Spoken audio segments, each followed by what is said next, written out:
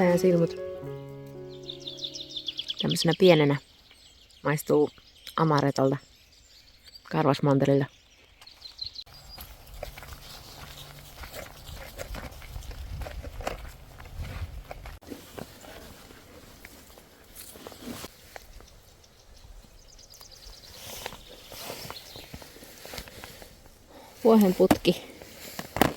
Vuohenputken tunnistaa siitä, että se haarautuu 3 tämmöiseen lehdykkään. Sen poikkileikkaus on semmonen V-mallinen, kourumallinen. Se ei ole pyöreä. Sitten kun sitä puristaa tätä vartta, niin sillä on hyvin semmonen aromikas tuoksu. Vuohenputki on ihan näin syötävissä.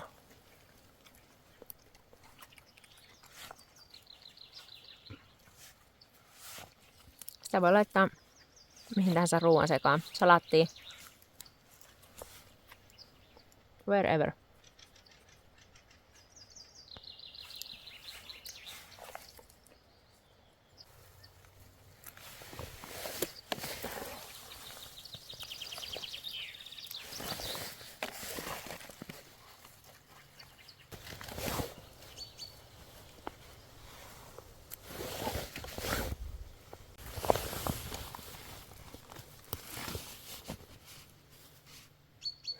Täältä löytyy myös muutama maitohorsma. Maitohorsma käy kans tälleen nuorena salaattiin ja sitten kun se vähän tästä kasvaa, niin sitä voi käyttää niinku parsaa. Tehdä vaikka pekonipäällysteisiä maitohorsmia. Täällä on joku pötökkä tehnyt pesänsä. Keskiosio.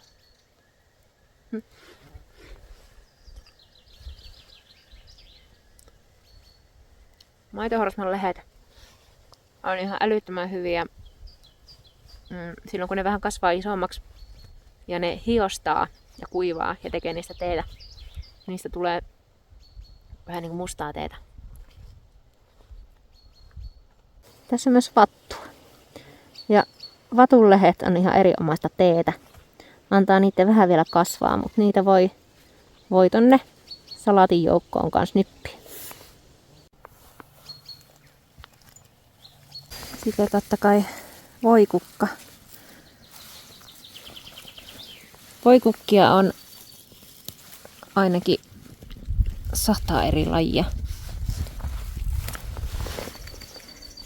Ja paremman makuisia on nämä ei niin sahalaitaiset lehet, kun taas tämmöiset tosi sahalaitaiset lehet on semmosia tosi kirpakoita. Niin salaattiin kannattaa valita mahdollisimman pieniä ja tämmöisiä vähemmän sahalaitaisia lehtiä.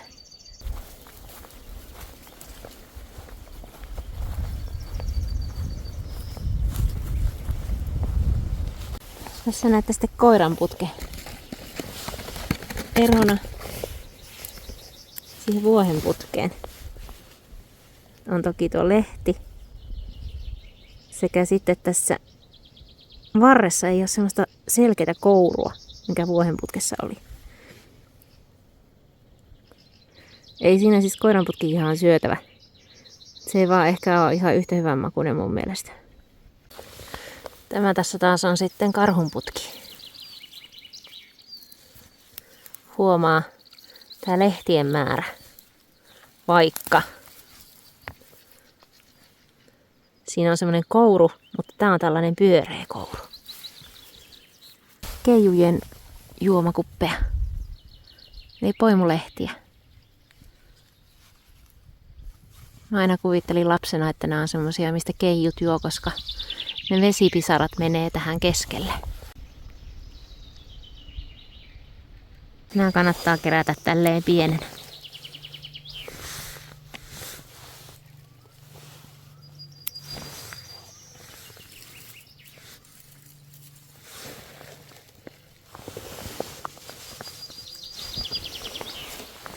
Poimulehti on ihan erinomainen naisten yrtti.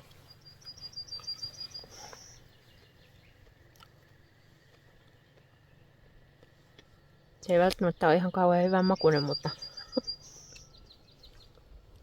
ei siinä tavallaan sille mitään vikaakaan ole. Ei kannata ikinä kerätä kaikkea kasvia siitä yhdeltä paikalta, niin sillä tavalla varmistetaan se, että se kohta tuottaa lisää. Me nähdään täällä myös siankärsämö. Hakkuuaukot on erinomainen paikka näille maitohorsmille. Nämä on yleensä ne ensimmäiset, mitkä valtaa hakkuuaukot. Ja tämä täällä.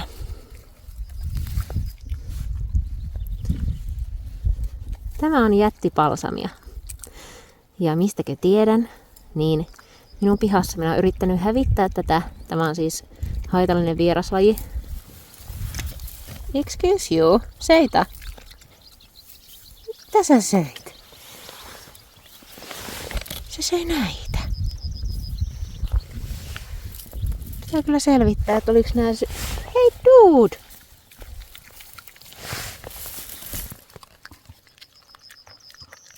Oot sä nyt ihan varma tästä? Minä en nimittäin tunnista niitä. Mä tiedän,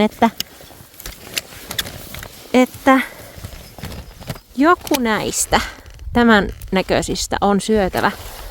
Mutta mä en ole koskaan perehtynyt asiaan, että mikä. Ja sitten sinä tulet ja vedät niitä. Meidän pitää selvittää tämä asia nyt. Outoa. Tämä on nimittäin hämmentävä. Anna olla, anna olla. Ei mä nyt syö niitä ihan oikeasti, kun minä en ole ihan varma, onko ne syötäviä. Anna olla. Pitää selvittää tämä. Herranjestas. Tiedätkö sinä paremmin kuin minä vai söitkö sinä just jotakin myrkyllistä? Seitä aina pitää tunnistaa kasvi ennen kuin sitä syö. Aina. Muuten saattaa tulla pienimmillään maaoireita ja suurimmillaan vähän huonommin käy. Älä tee näin, kuten Seita teki.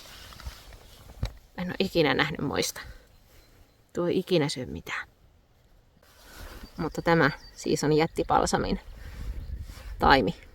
Jättipalsamikin on syötävää. Se maistuu semmoiselle vähän pippuriselle. Se on siis haitallinen vieraslaji ja tämä leviää järkyttävällä vauhdilla.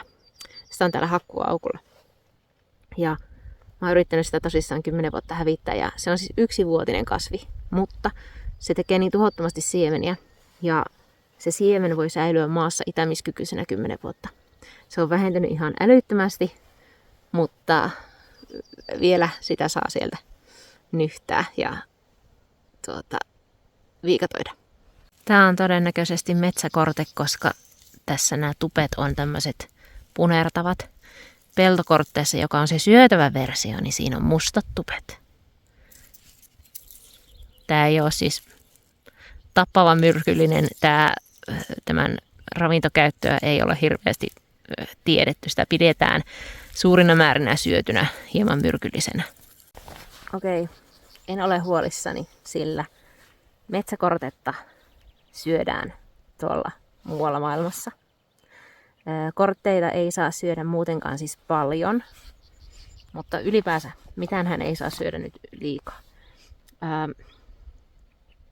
Peltokorte on se, mikä on kaikista parhaiten ruoaksi kelpaava. Metsäkortetta syödään tuolla jossain muilla maailmoilla, mutta suokorte on semmoinen, joka on myrkyllinen ja ilmeisesti sen sekoittaminen sitten metsäkortteeseen voi olla vaarana.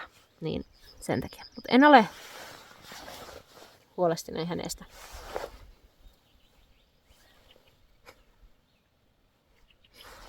Ilmeisesti ties minua paremmin. Sitten on metsämansikkaa, erinomaisia teeaineksia. Kerään niitä vähän myöhemmin. Tässä on nyt sitten siankärsämöä. Täällä on vielä viime vuoden kukatkin. Siankärsämää me voitaisiin ottaa.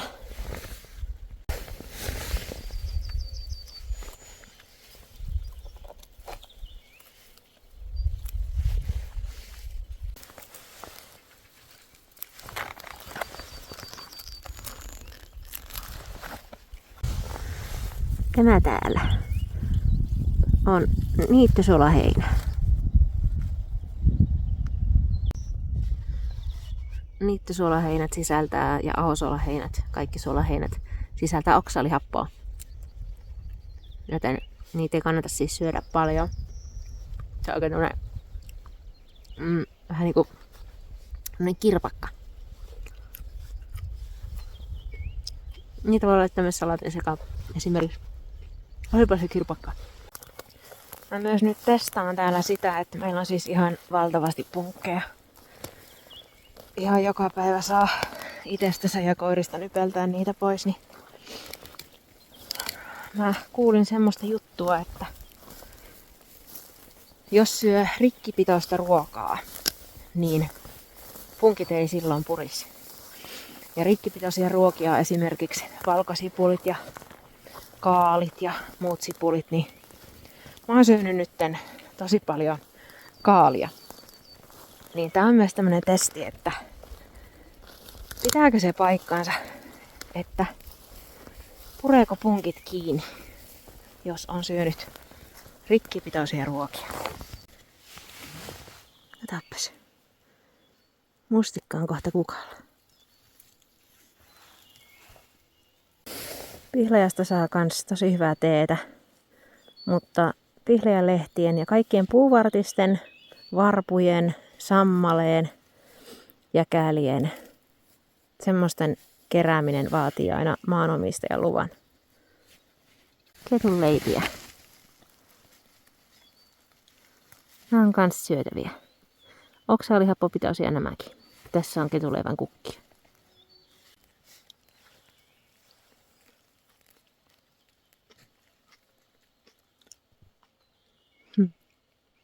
Se ei ole ihan yhtä kirpakka kuin tuo niittysolainen. Luonnon kiertokulkua, kun pikkukuusentaimet kasvaa kaatuneen puun päälle. Siitä ne lähtee. Tämä tässä on mesiangervo. Erinomainen luonnon tuleuskipulääke, koska sisältää salicylihappoa.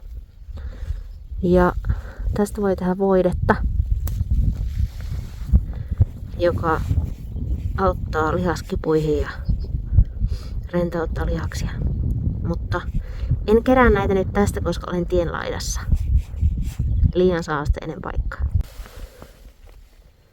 Nyt en ole ihan varma, että mikä suolaheinä tämä on. Onko tämä ahosuolaheinä vai niittysuolaheinä, mutta tää on jo kukassa tässä tien varressa.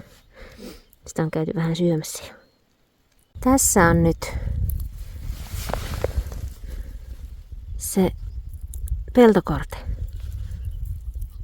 Ilmeisesti. Koska mustat nämä tupet.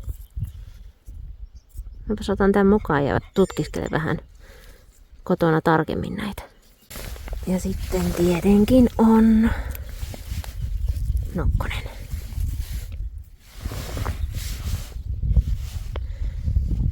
Ihana nokkonen, joita aion kerätä paljon tänä kesänä. Mulla on semmonen iso lasipurkki täytettävänä, johon mä haluan kuivata nokkosta. Tää on ihanaa, kun sitä voi heittää sitten vaikka sämpylätaikinaan tai ruokien sekaan tai minne vaan, niin saa semmosen hyvän rautalisän. Ja totta kai tälleen tässä vaiheessa, kun se on tämmöistä ihan just noussutta ja tuoretta ja pientä, niin voi käyttää tehdä muhennoksia tai se mitä me nyt tehdään on tämmöiset viherletut niin sanotusti. Nokkosten keräämisessä voi käyttää hanskojakin, mutta nokkosen pistot itse asiassa sanotaan, että ne tekee äärimmäisen hyvää esimerkiksi nivelkivuille. Eli jos on vaikka jotain reumaattista nivelkipua, niin kannattaa kokeilla. Se on vähän epämukavaa, mutta sen pitäisi laittaa kehon puolustus niin kuin täysille toimivaa kiputiloihin.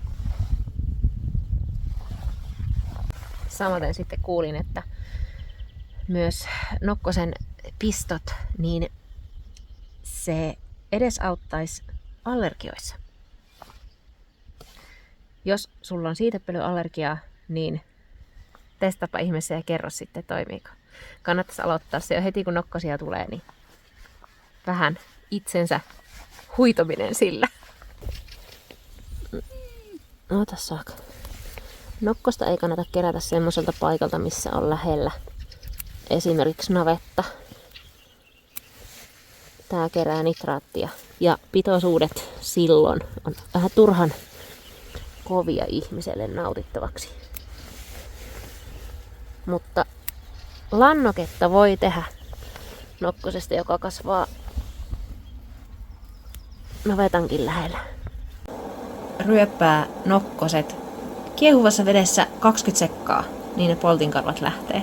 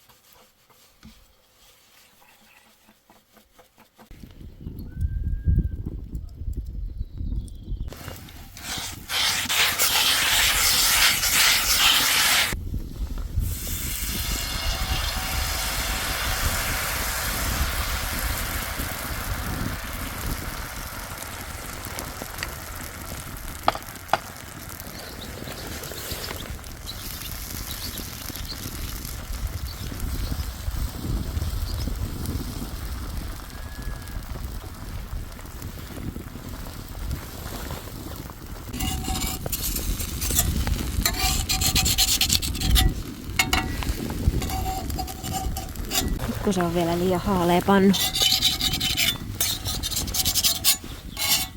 Tai sitten mulla on pikkusen liian vähän kananmunaa tähän taikinaan. Pitää vähän testata, pysyykö se kasassa. Jauhoja, sitäkin voi joutua lisäämään.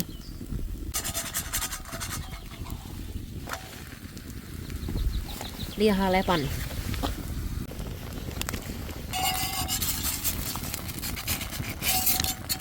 Vähän kovempi lämpö täällä takana.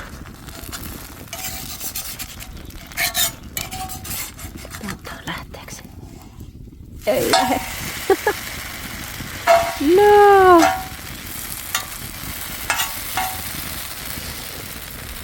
Failed.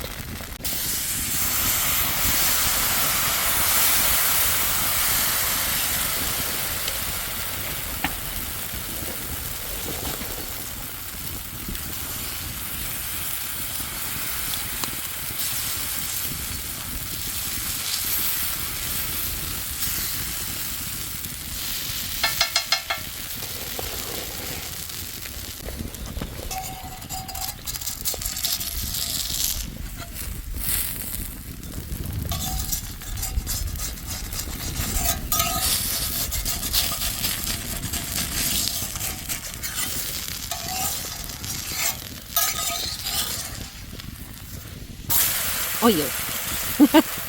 Se oli oma moka. Tää on pikkusen, pitää lisätä jauhoja tähän taikinaan.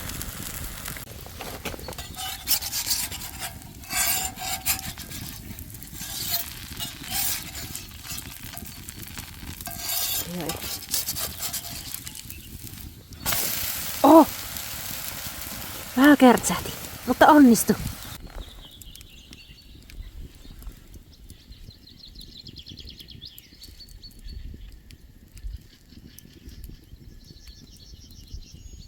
Aika hyvä.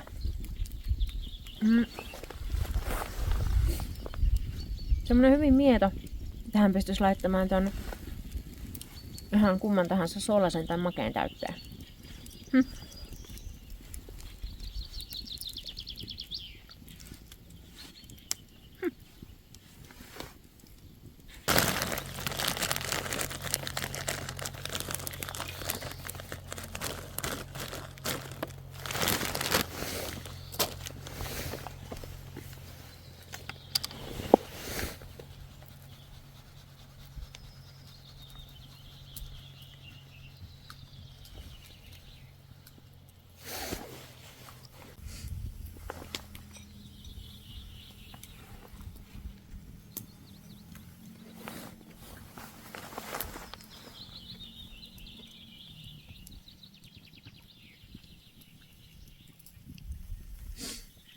keijut varmaan syö näin.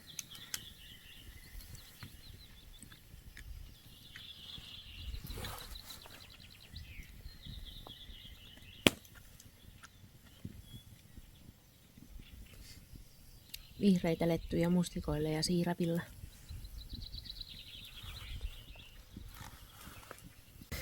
Tässä nämä vielä vierekkäin, eli peltokorte, metsäkorte.